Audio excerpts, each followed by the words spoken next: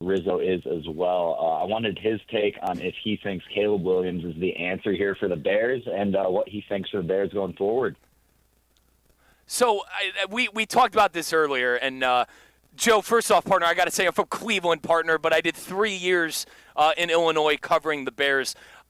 The reason I brought up Caleb Williams is because I've seen a lot of quarterbacks in Chicago fail. Mitch Trubisky failed. Justin Fields failed. These are all first-round draft picks. And the organization did him no favors. Matt Nagy was a terrible coach.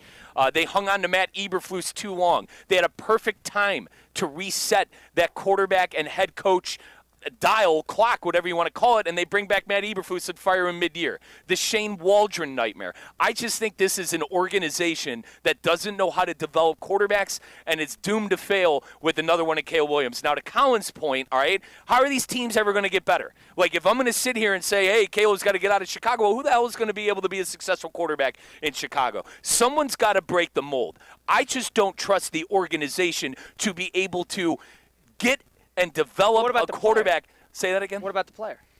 The player needs to play better as well. But everything that I've heard from last year with Shane Waldron refusing to coach the kid, with Matt Eberflus, who was a locker room guy, losing the locker room and having guys go on talk shows saying ridiculous things about the team and their locker room situation. Well, let's loop him in here. You mentioned the Bears fan that you've talked to in your time. Joe, I assume in Chicago, joining us. Joe, is he the answer to you, or is this a fundamental lock it in, build the statue type of deal with you and Caleb Williams?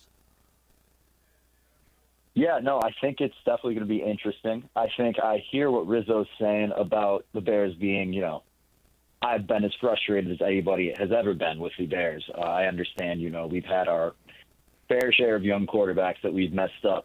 What I will say, though, I think we have one of the most highly touted draft prospects in recent memory in Caleb Williams. Say what you will about his rookie season. I think that raw talent is there. And now we've got who seems to be the guy, one of the great one of the great offensive minds of the league in Ben Johnson coming in to be our head coach. We got the guy. This was the offensive guy in this head coaching carousel this year. I think, if you have those two pieces, it would be foolish to say that after one season, Caleb Williams needs a change of scenery due to the Bears being a dysfunctional organization. I hear you.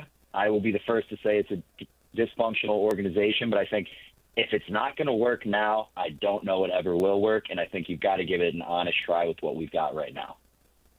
Good call, Joe. Appreciate Thanks, you Joe. chiming in on Russo and Rizzo. I agree with Joe to a degree that if it doesn't work here, then you got to start asking questions about the leadership up above that.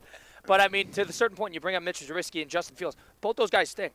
Both those guys are not good players. Now, we don't know if Caleb Williams is a great player, a good player, what type of player he is, but I think at the very least, I have more confidence that he is a better player than those two. And I liked what he brought up about the prospect. And this was like, I did the whole Caleb thing tongue-in-cheek, right?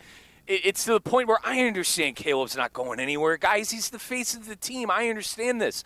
But for a change of scenery to get out of Chicago where quarterbacks go to die and they don't give you the benefit of the doubt and they don't put things around you, that's why I said Caleb needs a change of scenery. Now, to Joe's point, Ben Johnson is, the hot shot. It's who everyone wanted.